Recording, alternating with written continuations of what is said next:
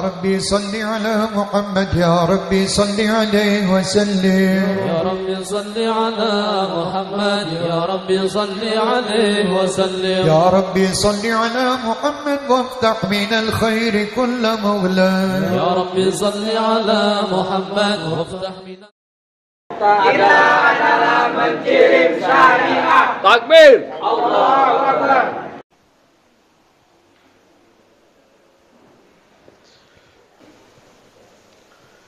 Bismillahirrahmanirrahim. Assalamualaikum warahmatullahi wabarakatuh.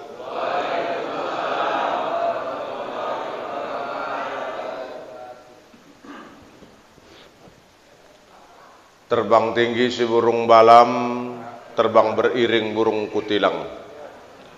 Yang tadi nggak jawab salam, kudoakan nanti selopnya hilang. Sehat Bapak Ibu? Masih semangat? Masih semangat? Udah makan kue, udah minum air apa tadi tuh? Susu kedelai. Aku udah habis 1 botol, tapi dikasih 1 botol lagi. Alhamdulillah. Saya ulang ya, biar semangat kita Bapak Ibu ya. Assalamualaikum warahmatullahi wabarakatuh.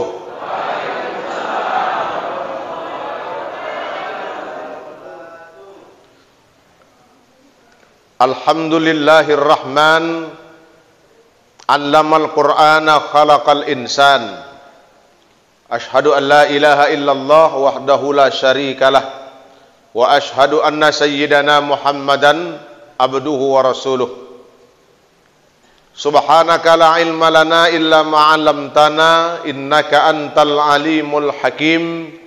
La haula wa la quwwata illa billahil aliyyil azim. Rabbi shrah li sadri wa yassir li amri wahlul 'uqdatam min lisani yafqahu qawli. Sadaqallahul azim. Bapak Ibu ma'asyiral muslimin, hadirin wal hadirat yang dirahmati Allah Subhanahu wa taala. Sudah sekian purnama baru ini kita bertemu kembali di FKSMM. Dan pertemuan saya dengan keluarga besar FKSMM hari ini berganti suasana. Karena dulu ketuanya Ustadz Hendro, sekarang sudah ganti jadi Ustadz Salman. Alhamdulillahi Rabbil Alamin. Tapi rasa-rasanya ada yang kurang. Jamaah FKSMM agak berkurang. Tapi kita doakan mudah-mudahan minggu-minggu depan berikutnya, ahad-ahad depan, insya Allah semakin terus bertambah. Amin. Ya Rabbal Alamin. Baik Bapak Ibu hadirin ma'asyiral muslimin yang dirahmati Allah. Ini cerita FKSMM ini udah dimintakan sama Pak Ashab kurang lebih 2 atau 3 minggu yang lalu. Tapi beliau minta saya di ahad pertama. Saya bilang Pak Ashab, saya kalau ahad pertama sudah ada jadwal di Masjid Al-Wasliyah Jalan Sehat. Saya yang kosong itu minggu kedua bulan genap atau minggu keempat, ahad keempat. Maka dihubungilah sama Pak Samsul Heri. Berapa hari kemarin, hari Senin kalau saya tak salah, dihubungi. Ustadz bisa ngisi tanggal 25. Oke, saya bilang. Dah dibuat flyer, minta foto buat flyer. Begitu selesai buat flyer, tengok dulu Ustadz, mana tahu ada yang diperbaiki. Yang pertama kali ku tengok itu adalah namaku. Kenapa? Begitu namaku ada, yo, gelar S2-nya hilang Ustadz.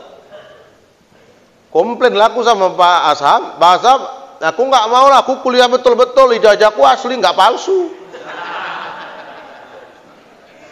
Dan sekarang ini kan payah Pak, nanti kadang-kadang awak dipikirnya palsu pula, nggak berani Ustadz tuh nunjukkan ijazah S2-nya katanya. Palsu katanya. Kita asli Pak. Waktu beli pun kita minta yang asli juga. Nah Bapak Ibu hadirin yang dirahmati Allah Subhanahu wa taala, saya kemarin tengok ahad lalu Ustadz Susanto yang masuk bahasnya tentang kurban. Jadi hari ini saya bahas tentang jenazah. Ya, kurban itu kan dimatikan kan? Maka hari ini kita bicara tentang kematian kita dulu. Cuma masalahnya kurban itu dagingnya tak dikafani. Nah, inilah yang dikafani. Itu tak disolatkan, kita yang disolatkan. Tapi sama-sama dihadapkan mengarah kepada kiblat. Nah, Bapak Ibu, saya cerita tentang kitab jenazah ini saya kutip dari kitabnya Fikih Islam yang ditulis oleh ulama Nusantara, namanya Dr. Sulaiman Rashid. Alhamdulillah buku ini jadi panutan banyak orang Islam di Indonesia yang utamanya bermazhabkan Syafi'i. Tapi nanti Bapak Ibu kita senggol-senggol sedikit bagaimana pandangan 4 imam mazhab, terutama soal memandikan jenazah. Kenapa ini penting? Karena sekarang banyak orang hanya menyerahkan fardu kifayah itu sama siapa? Bilal. Hati-hati nih, ada adik-adik masih muda-muda ini. Kalau bisa jemaah, kalau bisa Ustadz Salman kita kasih dulu dorongan FKSMM buat kajian memandikan jenazah, mengurus fardu kifayah terhadap jenazah. Hari ini bahas tentang memandikan, 2 minggu lagi bahas tentang mengkafankan, 2 minggu lagi bahas tentang menyolatkan, 2 minggu lagi bahas tentang menguburkan. Jangan tiap minggu, kalau tiap minggu takut juga jemaah itu. Ini jangan-jangan aku udah diincar-incar juga sama malaikat maut. Nah, Bapak Ibu, kitab ini diawali dari menjenguk orang sakit. Kata Nabi SAW dari hadis yang diriwayatkan oleh Abu Hurairah, bersabda Rasulullah, hak seseorang Islam atas orang Islam lainnya ada 5. Pertama, menjenguk orang, menjawab salam, menjenguk orang sakit, mengantarkan jenazah, memenuhi undangan, dan mendoakan orang yang bersin. Nah, di antara yang 5 ini, yang nomor 2 itu menjenguk orang sakit. Apa tujuan kita jenguk orang sakit? Karena biasanya umumnya orang yang meninggal itu dihantarkan melalui penyakit. Umumnya, walaupun tidak semua kematian itu harus disertai dengan rasa sakit. Mati itu kan seperti buah kelapa, Pak. Yang mengkal jatuh, yang matang jatuh, yang masih putih pun mau jatuh. Jadi jangan yang merasa udah tua-tua, enggak juga, Pak. Mana yang udah kenal biografi saya, istri saya almarhum meninggal umur 34 tahun, Pak. Makanya semalam Pak Jalal bilang, Ustaz udah nikah lagi ya, kata. Oh iyalah, Pak Jalal aja yang cemen.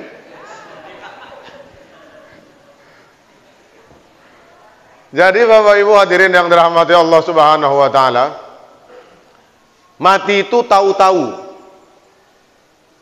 Mati itu tidak berdasarkan abjad. Kalaulah mati itu agak-agaknya berdasarkan abjad, apa enggak ciut yang namanya dari huruf A? Anto, Abdul. Namaku dari F, Fuad, agak ke tengah sedikit. Pak Jalal huruf J, agak ke tengah sedikit. Yang kasihan, Pak, yang namanya dari huruf Z. Zulkarnain, siapa? Jul, Bang Jul. Kenapa kasihan yang dari huruf Z? Ya kasihan lah, orang udah mati semua, siapa yang ngurus jenazah dia? Jadi mati itu Allah tuh Allah yang tahu, kita nggak perlu tahu. Jadi mau namanya dari huruf A, mau dia tua, mau sakit, itu ada lagunya Ustadz Dery Sulaiman. Orang kaya mati, orang miskin mati, yang ganteng mati, yang jelek mati, jamaah mati, ustadz belakangan. Nah Bapak Ibu, jadi orang yang meninggal itu, orang yang wafat itu tidak harus disertai dengan rasa sakit. Tapi umumnya orang yang meninggal itu didahului dengan rasa sakit. Maka kata Nabi, kalau ada kawan kau yang sakit keras, kunjungi. Tujuan kita apa? Memberikan motivasi, memberikan semangat. Ada orang kena asam lambung akut, dirawat di rumah sakit. Beredarlah informasi di grup STM masing-masing masjid. Ayo, kapan kita jenguk? Kapan kita jenguk? Wah, besok malam aja. Oke. Bawa apa kita? Bawa jeruk lah, jeruk. Oke. Awak bawa jeruk, mana bisa kena orang asam lambung? Sampai di tempat tuh, tengok dia masuk ke dalam kamarnya, buka tirainya, sakit, iya. Macam mana, udah aman kondisi, udah. Alhamdulillah Pak, dengan kunjungan Bapak ini sehat. Datang kawan-kawan, tetangga, jiran semuanya, alhamdulillah semangat saya Pak. Oh iya, mesti kayak gitu. Karena kalau kita mengunjungi orang sakit, niatnya motivasi Pak. Jangan malah jatuhi semangat dia. Ini kan enggak, kadang-kadang, kok sakit apa, kok bisa masuk rumah sakit? Asam lambung, Wak. Ya Allah, aku semalam asam lambung, tetanggaku udah kayak gini mati, katanya. Ya Allah. Ya ciutlah dia. Jangan pula diri down-kan. Jangan pernah Bapak Ibu memutus asakan orang dari rahmat Allah. Jangan pernah memutus asakan orang dari rahmat Allah. Sakit, ya tenang aja kau. Begitu banyak orang yang sakit asam lambung sehat. Apa obatnya? Macam-macam lah, tepung kanji lah. Kan sekarang macam aja nih. Mau pakai obat, banyak obatnya ada. Nanti kalau aku sebutkan merek-merek obat ini masuk YouTube pula kan. Nah, Bapak Ibu hadirin yang dirahmati Allah Subhanahu wa taala, jadi kalau ada teman, kalau ada saudara, kalau ada jiran, kalau ada kerabat yang dalam keadaan sakit dan dia diopname, maka datangi, kunjungi, tengok dia. Bawa buah tangan wajib, tak wajib bawa buah tangan. Bawa alhamdulillah, tak dibawa parah kalilah. Kadang-kadang kita bawa tuh dia tak bisa makan, tapi untuk orang yang jaga dia, ya nggak apa-apa juga Pak. Yang penting aku kau doakan aja pun dah senang. Yang penting kau doakan aku aja pun dah bahagia. Karena rasanya susah, tak enak, asam lambung ini tinggi, tengkuknya tegang, kepala berkunang-kunang. Maka itu Bapak Ibu kalau ada orang yang sakit, kunjungi. Nah kalau sakitnya parah, nah biasanya sakit parah itu mengantarkan pada sakaratil maut. Kalau orang sudah sakaratil maut Bapak Ibu, saya ini tim kerohaniawan muslim di rumah sakit Murni Teguh. Udah 2 kali saya dipanggil kalau ada orang yang sekarat. Yang terakhir kemarin sebelum puasa saya dipanggil sampai saya jam 3 atau setengah 4 gitu kurang lebih. Saya tengok napas ibu itu udah satu-satu. Tarik, buang. Penyakitnya ginjal akut. Akhirnya saya talkinkan, lama juga saya di rumah sakit tuh di ruang kamarnya. Akhirnya menjelang azan asar saya bilang saya pamit. Apa yang harus saya lakukan Pak? Ada anak lagi? Tak ada, cuma satu-satunya Pak Ustadz. Oh kalau gitu Bapak Ibu, saya bilang insya Allah dimudahkan nanti jalan ibundanya. Mudah-mudahan belum sampai maghrib Allah sudah lampangkan jalannya. Talkinkan terus, jangan berhenti. Maka pulang saya, ternyata Bapak Ibu jam 6 saya ditelepon. Ustadz, terima kasih, mama kami sudah meninggal dunia jam 5:30 yang lalu. Jadi Bapak Ibu kalau sudah nampak orang sakitnya keras, agak gelisah dia, baring sana balik sini, napasnya separuh, udah nggak usah banyak cerita lagi. Hadapkan dulu mukanya ke arah kiblat, itu yang pertama.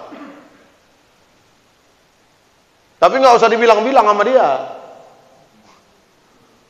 Nanti dia makin ciut. Bapak Ibu kita nggak usah ngomong sama dia. orang yang mau meninggal itu kita nanti kalau mau meninggal kita tahu Pak bahwa kita ini akan dipanggil, akan berpulang. Maka orang yang mau meninggal itu biasanya tak banyak cakap. Jadi hadapkan arah ke kiblat. Ustadz, dia nggak bisa bergerak. Ya udah Bapak aja merengkan ke arah kiblat badannya. Tak usah dibilang sama dia, Wak aku hadapkan ke arah kiblat. Ya nampaknya Wak udah mau mati nih gitu. Ah, jangan. Apa maksud kau katanya? Arahkan ke arah kiblat, lalu kemudian Bapak Ibu ajarkan la ilaha illallah. Kalau udah 3 kali, ini saya ngajarkan Pak, adab mentalkinkan orang itu, pertama jangan terburu-buru, yang kedua cukup 3 kali aja. Pertama jangan terburu-buru. Ini ada nenek-nenek ini misalnya terbujur, udah kaku nenek ini, napas separuh-separuh, udah tinggal sakaratil maut. Awak yakin nenek ini tak lama lagi? Ayo nek ya, ikut nek ya. La ilaha illallah. La ilaha illallah. 3 kali aja cukup Pak. Yang kedua, jangan emosi, jangan terburu-buru. 3 kali dan jangan terburu-buru. Perhatikan Bapak Ibu, kalau kita tengok, kalau laki-laki namanya jakun, bergerak ini tenggorokannya, maka yakinlah insya Allah dia akan mengucapkan la ilaha illallah. Kenapa? Kenapa talqin itu la ilaha illallah, tidak pakai Muhammadur Rasulullah?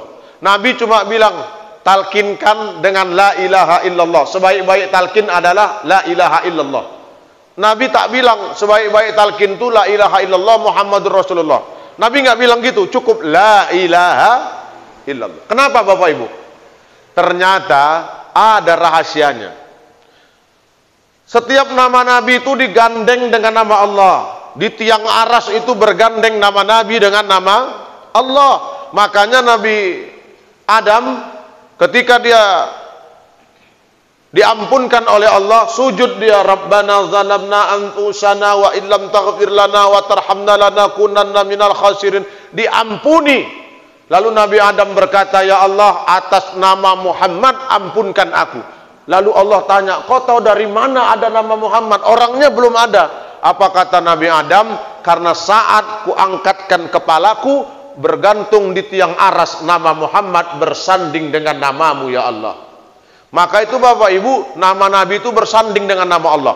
Tapi kata Nabi, kata Rasulullah, kalau kita orang sekarat, talqinkan dengan la ilaha illallah.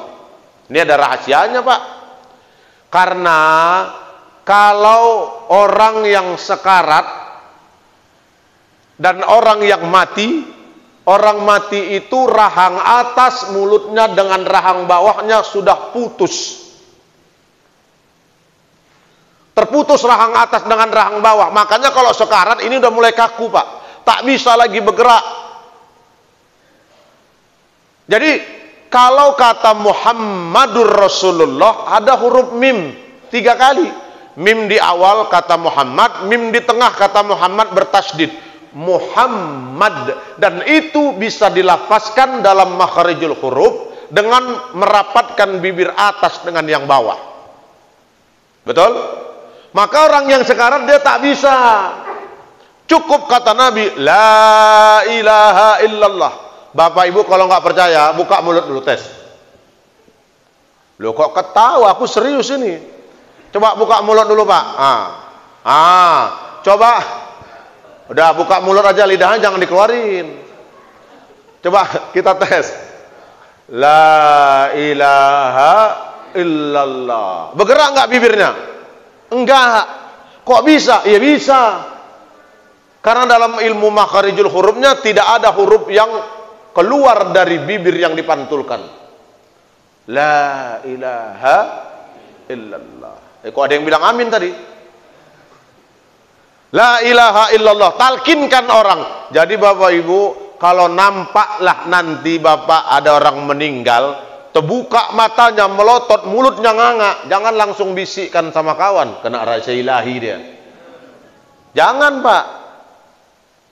Orang kalau sudah wafat, matanya melotot, mulutnya nganga, apa kata Ibnu Qayyim Al-Jauziyah dalam kitab Ruhnya? Dia mengutip hadis Rasulullah sallallahu alaihi wasallam, saat itu Nabi sedang menziarahi sahabat namanya Abu Salamah wafat. Mulutnya terbuka, matanya terbelalak. Lalu kata Nabi sallallahu alaihi wasallam, tutup mata dan mulutnya, karena saat ruh ditarik dari jasadnya, pandangan itu mengarah kepada ruhnya. Jadi Bapak Ibu, kan orang meninggal itu kan umumnya telentang, ya kan? Kalau Bapak Ibu mau tes, pergi Bapak Ibu ke gedung Manhattan, kan itu ada di depannya itu yang underpass, kan ada tempat bisa berdiri di situ kan?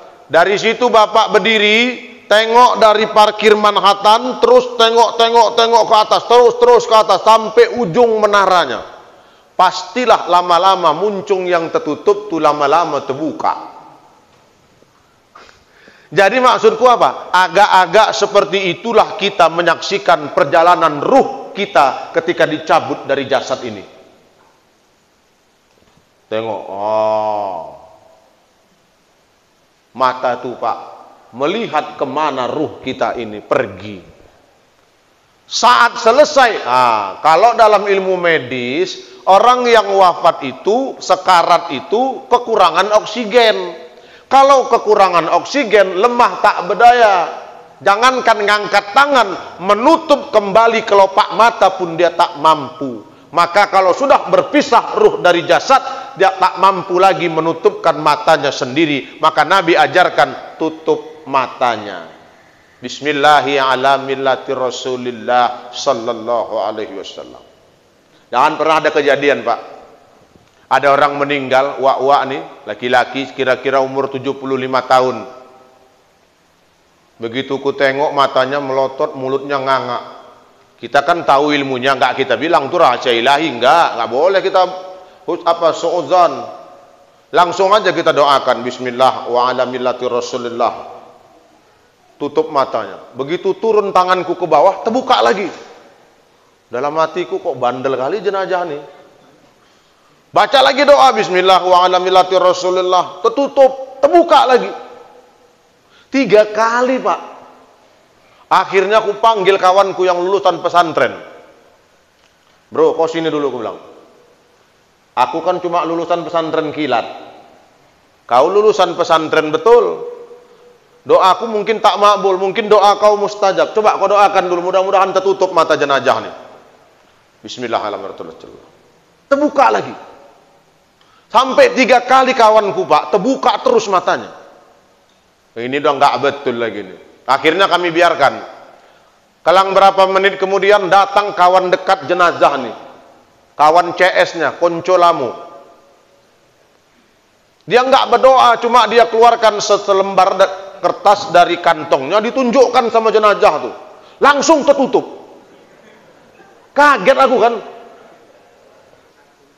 Udah siap dia, langsung ku tarik. Wak, sini dulu Wak, aku bilang. Aku 3 kali berdoa Wak, tak tertutup mata Wak tuh. Kawanku ini 3 kali tak tertutup. Wak tadi nunjukkan apa? Kok bisa tertutup matanya? Balak 6 ustadznya. Rupanya Wak tuh ahli main judi. Maka Bapak Ibu kata Nabi, orang yang wafat sebagaimana kebiasaan hidupnya. Maka jamaah FKSMM, kalau rajin dia ikut majelis taklim FKSMM, insya Allah wafat dalam keadaan menuntut ilmu. Jangan sampailah kita ini mati dalam keadaan bermaksiat. Karena kita akan dibangkitkan oleh Allah di hari kemudian, di hari kiamat juga sebagaimana kita mati. Maka itu Bapak Ibu hadirin yang dirahmati Allah Subhanahu wa taala, banyak-banyaklah berbuat amal, banyak-banyaklah berbuat baik. Kalau sudah ada nampak orang terbuka matanya, langsung tutupkan matanya. Bismillah ala millati Rasulillah. Lalu apa lagi? Kalau dia masih sekarat dalam waktu yang panjang, Iqra Yasin, baca Yasin. Baca Yasin. Yang penting tuh Pak, udah mau dekat-dekat ujung, baca Yasin. Kenapa? Karena baca Yasin ini banyak faedahnya. Baca Yasin terus doakan. Loh Ustaz, doa ini kayak mana Ustaz? Bahasa Indonesia apa bahasa Arab? Bahasa Indonesia aja Pak, kalau nggak pandai bahasa Arab. Pak Simin pakai bahasa Jawa nggak apa-apa Pak. Memang harus gitu, kita Allah itu maha tahu. Ada yang mau pakai bahasa Melayu, pakai aja bahasa Melayu. Ada yang pakai bahasa Mandailing, pakai bahasa Mandailing. Tapi sebaik-baiknya kalau sudah pahamlah wa Rabbana atina fid dunya hasanah, maka bacalah pakai bahasa Arab. Nah, Bapak Ibu hadirin yang dirahmati Allah Subhanahu wa taala, baca Yasin. Makanya saya selalu bilang sama ibu-ibu kalau ada pengajian mama-mama, kalau suaminya tak mau ke masjid, apalagi sholat subuh, tak mau ke masjid, jangan dimarahi Bu. Oh Bu, lakinya tak ke masjid sholat subuh, jangan dimarahi. Ibu marahi dia, nanti ibu cepat tua keriput. Ibu cepat keriput, mati, dia kawin lagi. Jadi caranya kayak mana Ustaz? Nggak usah marah-marah. Nggak bangun dia subuh Ustaz. Ibu cari telapak kakinya. Ku apain Ustaz? Gelitii. Loh kok digeliti Ustaz? Nanti kalau digeliti telapak kakinya, kesepak dia, tunjangnya aku Ustaz. Ya carilah gaya sikit. Di samping, jangan di depan. Kalau di depan telapak kaki, di sepaknya lah. Ke samping, gelitikan. Bang, udah ajan subuh bang, bangun bang.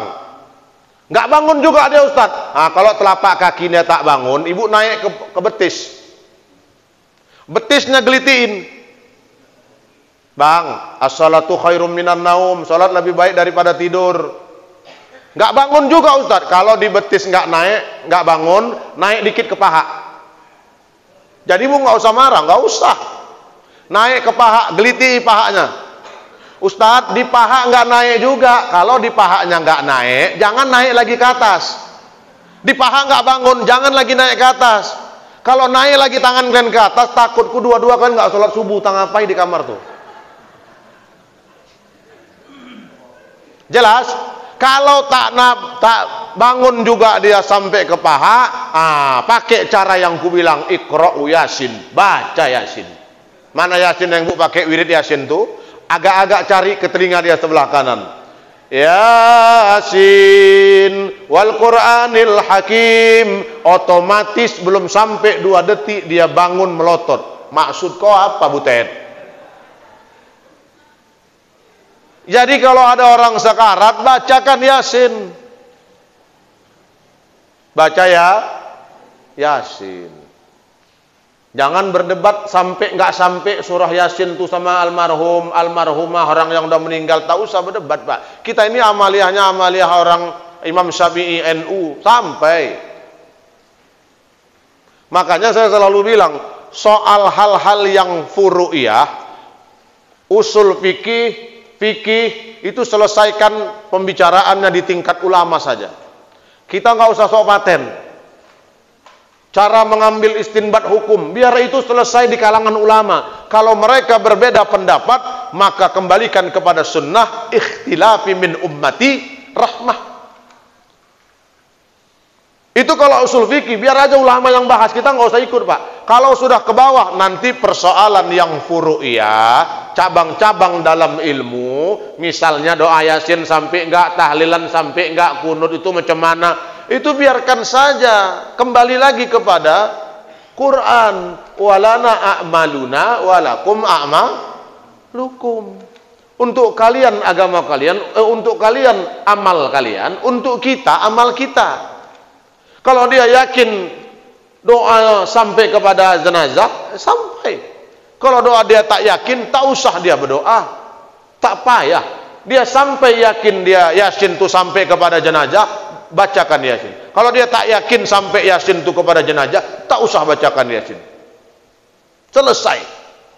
Jangan berantem pula. Nah, orang Islam ini kan dulu 2 aja ini, kalau enggak NU Muhammadiyah. Selesai ulama NU Muhammadiyah membahas persoalan-persoalan fikih dan usul fikih. Begitu di bawah yang nggak ada ilmu, yang ikut-ikut aja berantem. Kok ngapain tahlilan, kirim doa? Sampai rupanya kirim doa itu. Kata anak Muhammadiyah. Yang anak NU bilang, sampailah. Mana buktinya? Kata. Ya buktinya kiriman yang udah kukirim nggak pernah balik lagi. Loh ini kok kayak gini? Yang Muhammadiyah ini kan nggak mau disalahi, Pak. Kalau kau memang kiriman nggak balik lagi, mana tanda terimanya?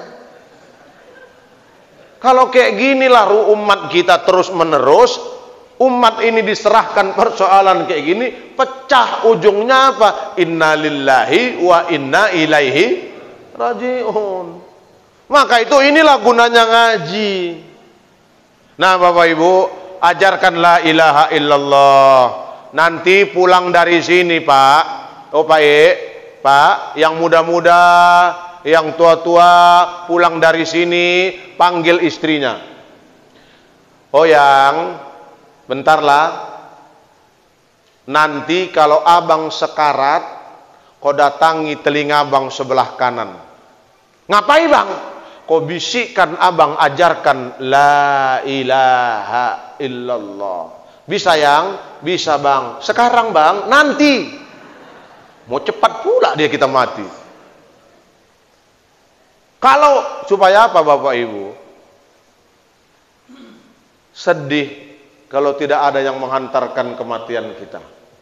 Walaupun sebenarnya la ilaha illallah itu yang diucapkan oleh orang yang sekarat, itu adalah karena amaliyahnya Pak.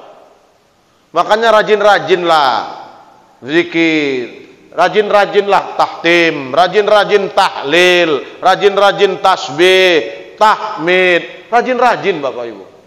Supaya apa? Mati kita mengucapkan itu.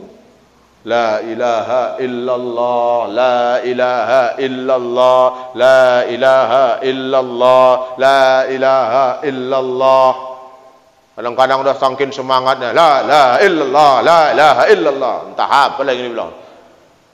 Udah nggak tahu terdengar lagi kalimatnya.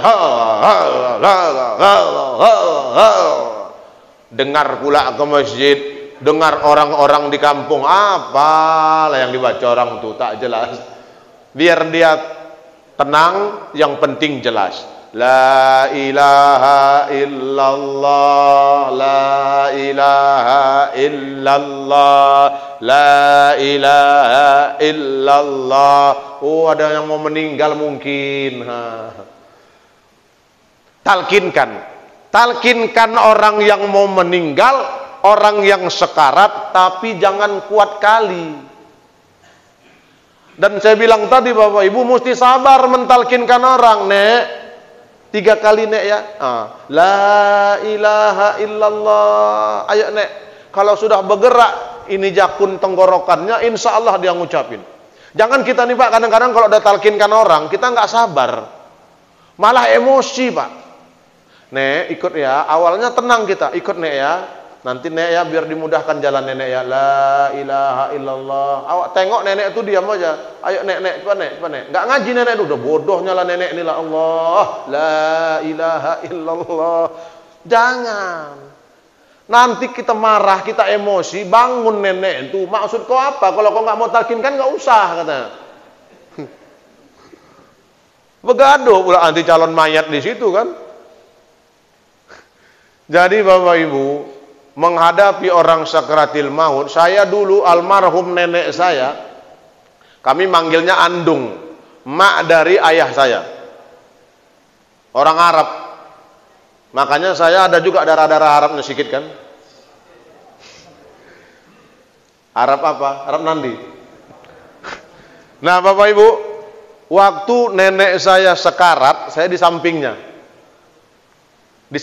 saya talkinkan. Pagi-pagi saya talkinkan sampai ngantuk, saya tidur lagi di situ di sampingnya. La, ayo Endong, saya manggil Andung. Dong, ikut ya Andung ya. La ilaha illallah. Udah 3 kali saya bilang, saya tidur di sampingnya karena ngantuk.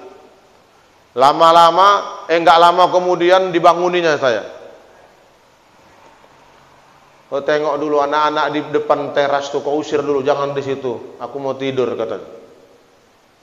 Merinding aku, Bu, karena ku tengok di teras tak ada satu orang pun kecuali kami berdua di kamar. Artinya Bapak Ibu, kalau calon jenazah itu sudah nyaknyuk, lo bahasa kampungnya nyaknyuk, apa sih bilangnya itu? Udah mulai pikun, udah mulai ngelantur, talkinkan lagi.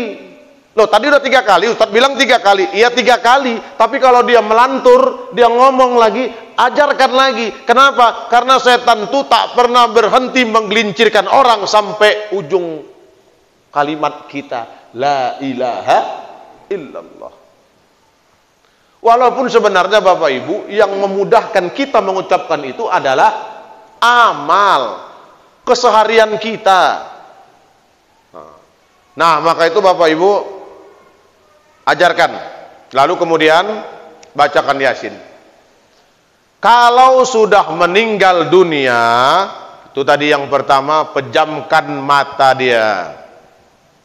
Makanya kalau ada yang meninggal, diumumkan di Masjid At-Taqwa Sengkol, telah berpulang ke rahmatullah si Fulan bin Fulan, umur 63 tahun, dimakamkan di Mencirim. Datang awak, rupanya sampai awak di rumah duka, tenda sudah terpasang, kawan-kawan STM sudah berkumpul. Sampai awak di situ, pertama kali Bapak langsung datangi jenazah, buka penutup matanya kalau memang sanggup. Tak sanggup tak masalah, itu sunnah saja. Buka lalu kemudian angkat tangan, doakan jenazah itu sunnahnya. Jangan awak datang jumpa kawan, salam duduk. Kau milih siapa semalam? Prabowo, Ganjar, Anies? Ngapain itu dibahas? Ini orang mau meninggal kok kita bahas politik. Jangan itu dulu, datangi jenazah tuh, tengok. Allahumma ghfir lahu warhamhu wa'afihi wa'fu anhu. Allahumma la tahrimna ajrahu wa la taftinna ba'dahu waghfir lana wa lahu. Kalau jenazahnya laki-laki. Kalau jenazahnya perempuan, Allahumma ghfir laha warhamha wa'afiha wa'fu anha. Kalau jenazahnya banci, Allahumma ghfir lahuha. Nggak ada banci dalam Islam, Pak. Yang ada itu khunsa, itu pun dia terlahir dalam keadaan 2 kelamin. Maka kalau ada khunsa, belum diselesaikan kelaminnya, dia safnya itu berada di antara saf laki-laki dan perempuan. Nanti ditengok, kalau aktif kelamin laki-lakinya, maka dia masuk ke dalam golongan jantan. Kalau dia aktif kelamin perempuannya, maka dia ikut pakai telekung. Itu bencong nggak ada. Ini aku ditanya lagi sama banci ini, kau nanya apa aneh-aneh aja. Ustaz, iya. Kalau laki-laki mati namanya almarhum, iya. Kalau perempuan almarhumah, iya. Kalau kami banci mati apalah namanya Ustaz? Ini kalau nanyanya banci, aku pun bingung jawabnya. Lah aku bilang aja lah, kalau kalian banci mati namanya aluminium. Loh kami banci bukan panci katanya. Masya Allah. Nah Bapak Ibu hadirin yang dirahmati Allah Subhanahu Wa Taala, pejamkan mata, doakan dia, lalu kemudian tutup. Dah. Kemudian tutup seluruh badan jenazah dengan kain sebagai penghormatan dan menutup auratnya. Kalau kita di sini tradisinya pakai kain panjang, Pak. Tutup. Kemudian keluarga yang ditinggalkan hendaknya menyelesaikan segala hal yang berkaitan dengan hutang piutang. Itu umumnya. Udah selesai, Bapak Ibu nanti malam ketiga selesai, tanya siapa ada yang pernah berurusan uang dengan almarhum, maka ahli musibah, keluarga dekatnya menyelesaikan. Nah ini yang paling penting kalau ada orang yang meninggal dunia. Pertama datangi dia, tutup matanya, tutup mulutnya kalau terbuka. Kalau tidak udah selesai aman cantik, maka kemudian doakan. Maka Bapak Ibu, kalau mulutnya ditutup masih terbuka juga, matanya pun masih tertutup, nanti endingnya akan dilakukan penyumbatan pakai kapas. Mulutnya ditutup, diikatkan pakai kain. supaya tidak terbuka, supaya tidak nganga. Tapi itu bukan persoalan yang aneh, itu persoalan yang wajar. Karena saya bilang tadi, kata Imam Ibnu Qayyim, ketika ruh berpisah dari jasad, mata kita menyaksikan kemana arah ruh itu pergi. Tutup, ikat. Makanya tidak ada orang yang paling cantik, tak ada mayat cantik. Semuanya sudah berpulang, biru badannya, kaku badannya, hidung yang mancung jadi layu, mata yang berbinar-binar jadi sayu, mulut pun jadi kaku. Pada hari itu tidak ada yang bisa kita banggakan. Ketampanan, kecantikan yang kau sombongkan, pada akhirnya semua badan kita ini akan menjadi santapan cacing tanah. Dan tidak ada penyesalan, dan seburuk-buruk penyesalan adalah penyesalan setelah kiamat. Maka itu Bapak Ibu hadirin yang dirahmati Allah Subhanahu wa taala, bagi yang masih hidup kerjakan 4 hal fardu kifayah. Pertama, memandikan. Yang kedua, mengkafankan. Ini umumlah, Bapak udah tahu. Yang ketiga, menyolatkan. Yang keempat, menguburkan. Memandikan. Pernah saya ditanya jamaah, Ustadz, ada laki-laki meninggal, istrinya tak ada, keluarga dia perempuan semua, kebetulan yang ada di situ. Orang kampung tuh laki-lakinya kebetulan tak cemana ceritanya pun tak ada, Ustaz. Perempuan semua di kampung tuh. Berarti laki-laki ini terdampar di antara ribuan bidadari. Siapa yang bisa memandikan jenazahnya? Bolehkah perempuan tadi, tapi bukan mahram dia memandikan jenazahnya? Maka mayoritas mazhab, dalam fikih 4 mazhab, ditulis oleh Syekh Abdurrahman Ad-Dimashqi, 4 imam mazhab mayoritas mengatakan tidak usah dimandikan, tapi cukup ditayamumkan, itu pun dengan alas tangan. Kenapa ditayamumkan? Kalau ditayamumkan, dia tak perlu menyentuh bagian vital. Jelas? Jadi kalau ada, tapi saya kira mudah-mudahan tak ada lah ya. Pak, kita nih insya Allah mati, masih banyak lagi yang lain, Pak. Insya Allah, Pak, jenazah kita diurus baik-baik. Makanya perlu kita belajar ini, fardu kifayah. Ini adik-adik yang muda-muda nih yang belum nikah, kalau sudah ada nanti di Masjid Taqwa, di masjid-masjid FKSMM, buat gelar pelatihan fardu kifayah. Yang ikut jangan atuk-atuk. Tuh. Atuk nggak usah ikut fardu kifayah. Kenapa? Atuk kan yang mau dimandikan. Supaya apa kita ajarkan anak kita? Supaya ketika kita mati, saya, almarhum istri saya ikut mandikan. Boleh. 4 imam mazhab mengatakan boleh suami memandikan jenazah istrinya. Tapi istri terhalang memandikan jenazah suaminya. Tapi ada pendapat yang mengatakan boleh. Maka saya mengambil air seperlunya untuk almarhum istri. Tapi begitu ayah saya meninggal, saya mandikan. Supaya apa, Pak? Kalau anak yang memandikan jenazah kita, dia akan tutupi aib kita. Coba kalau tetangga Bilal Mayit, belum tentu, aku memang tak buruk sangka sama Bilal Mayit, tapi sempat ditanya, baik Bapak Ibu para tajin yang dimuliakan Allah, hari ini kita sudah masuk waktu memandikan jenazah. Siapa ahli musibah yang bisa memandikan? Tak ada. Kami serahkan kepada STM. Datang pengurus STM itu, oke, tak ada yang memandikan, biar saya yang memandikan.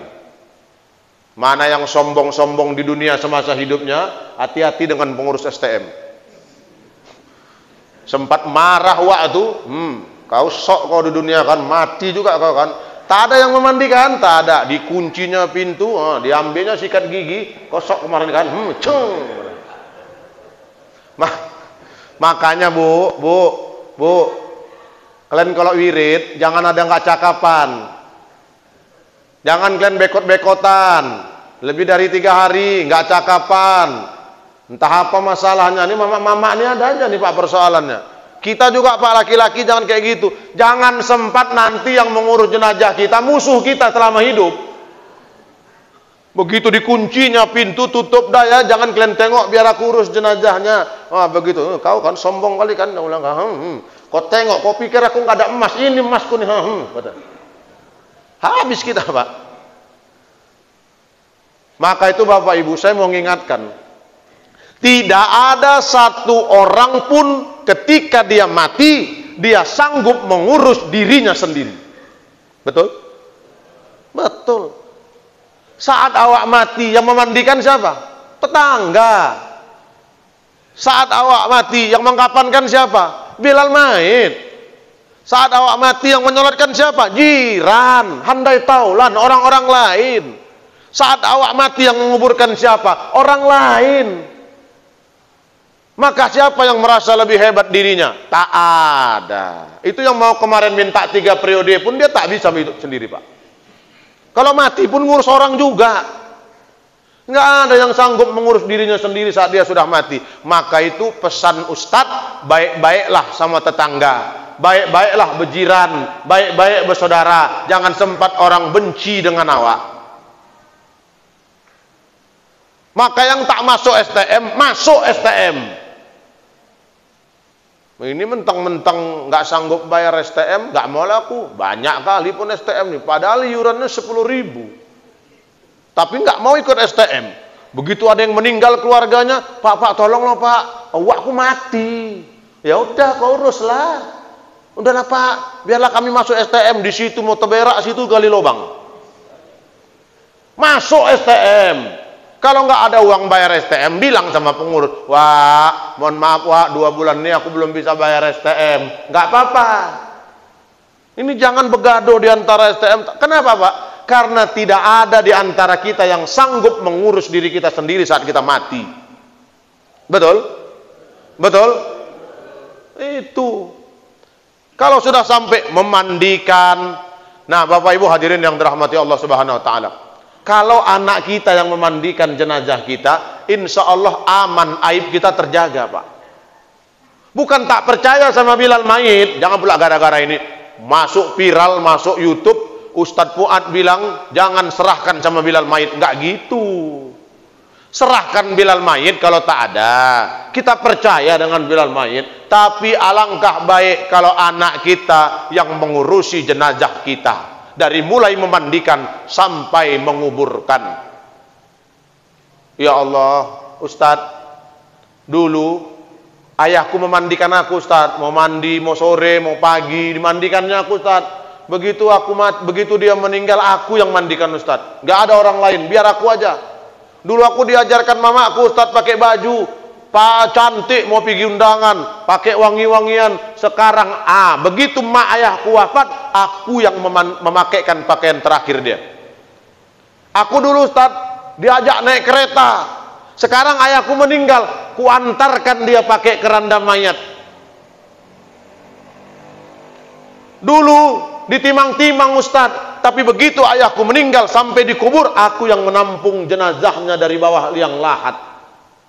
Tak ada yang bisa kita sombongkan Bapak Ibu. Tapi banggalah orang tua yang ketika dia mati, anaknya yang mengurusi jenazahnya. Tapi malanglah orang tua ketika dia mati, bukan anak yang mengurusi jenazahnya. Bahkan anak tak mampu memberikan doa-doa terbaik buat dia.